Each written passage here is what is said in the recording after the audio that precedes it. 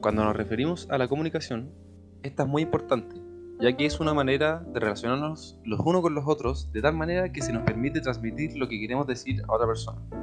Pero es necesario poder comunicarnos con todo tipo de personas. Es por eso que el lenguaje de señas es de suma importancia, ya que permite y facilita la comunicación con personas las cuales tengan alguna discapacidad auditiva o del habla. Para poder entender de mejor manera esta lengua, explicaremos un poco su origen. El origen de la lengua de signos se origina en el siglo XVI, cuando unos monjes se dieron cuenta que en ciertos lugares estaban obligados a guardar silencio, como en monasterios o ceremonias importantes. Dado a esto, se les ocurrió comunicarse mediante signos manuales. Esto dio inicio a la lengua de signos que conocemos hoy en día.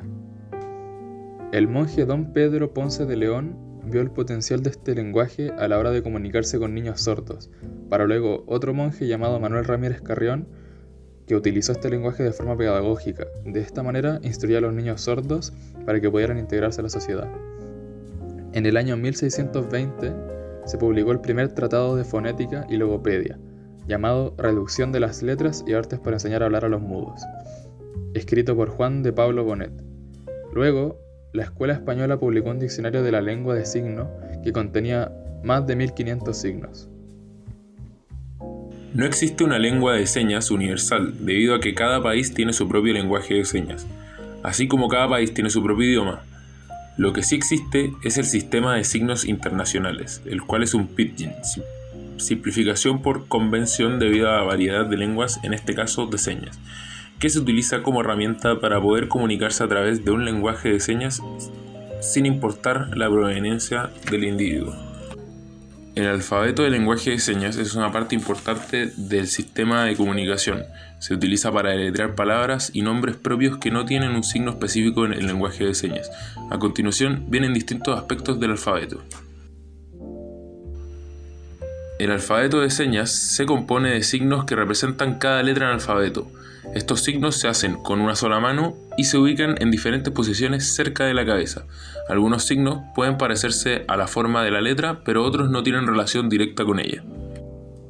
En la siguiente diapositiva podremos ver un ejemplo del uso de la lengua de señas, donde se dice la oración "Hola, ¿cómo estás?".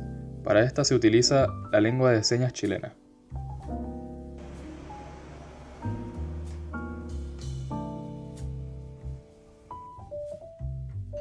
El lenguaje de señas no tiene una forma de escritura universal, pero existen diferentes sistemas de transcripción que se utilizan para representar el lenguaje de señas en papel o en medios digitales.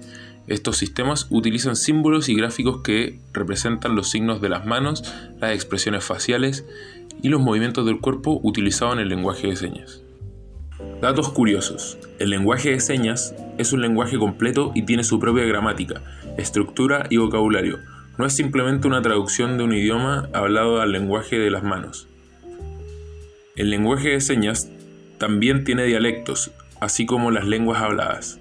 Por ejemplo, el lenguaje de señas utilizado en la ciudad de Nueva York es diferente del utilizado en Los Ángeles.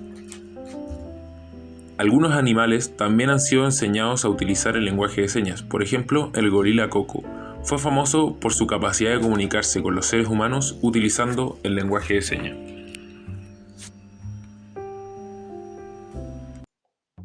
Dicho todo esto, esperamos que salgas conociendo de mejor manera el lenguaje de señas, para así poder aplicarlo futuramente, ya que uno nunca sabe cuándo será necesario aplicar un nuevo conocimiento sobre el lenguaje de señas.